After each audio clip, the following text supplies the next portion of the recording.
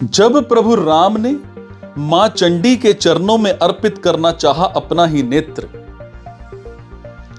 लंका का युद्ध सिर्फ शास्त्रों का नहीं, धर्म और अधर्म का महासंग्राम था। जब रावण का वध असंभव प्रतीत होने लगा, तब ब्रह्मा जी के परामर्श पर प्रभु श्री राम ने मां दुर्गा का आवाहन करने का संकल्प लिया। इसे ही अकाल बोधन कहा जाता है। कठिन साधना और रावण का छल।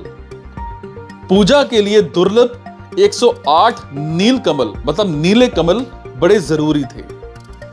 हनुमान जी बड़ी कठिनाई से इन्हें लाए। प्रभु राम समाधि सद होकर के एक एक मंत्र के साथ कमल अर्पित करने लगे। उधर रावण भयभीत था।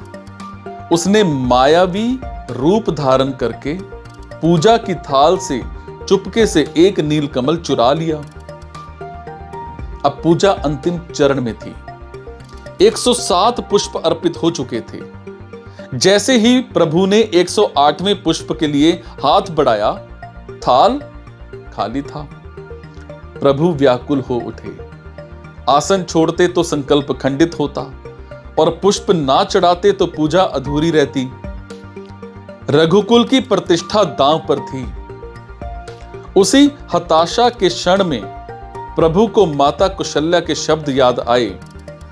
वो बचपन में उन्हें राजीव लोचन और कमल नयन मतलब कमल के समान नेत्रों वाले कहती थी। तो प्रभु ने सोचा, अगर ये नील कमल कम है तो क्या हुआ, मेरे नेत्र भी तो नील कमल समान हैं। मैं अपना एक नेत्र ही मां को अर्पित करूंगा, पर संकल्प नहीं टूटने दूंगा। जरा सोचिए उस पल की गंभीरता।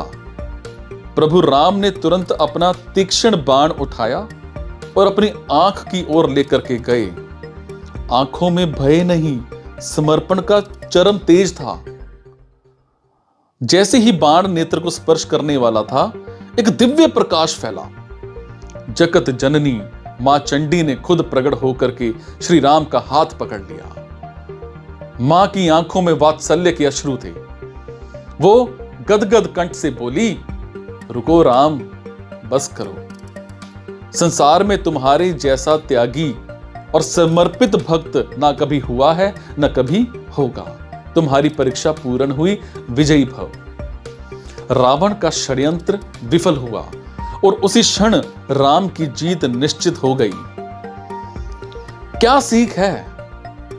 ईश्वर हमारी वस्तुओं के नहीं, हमारे भाव और समर्पण के भूखे हैं। जब हम अपना अहंकार और अपनी सबसे प्रिय वस्तु ईश्वर के चरणों में त्यागने को तैयार होते हैं, तब असंभव भी संभव हो जाता है।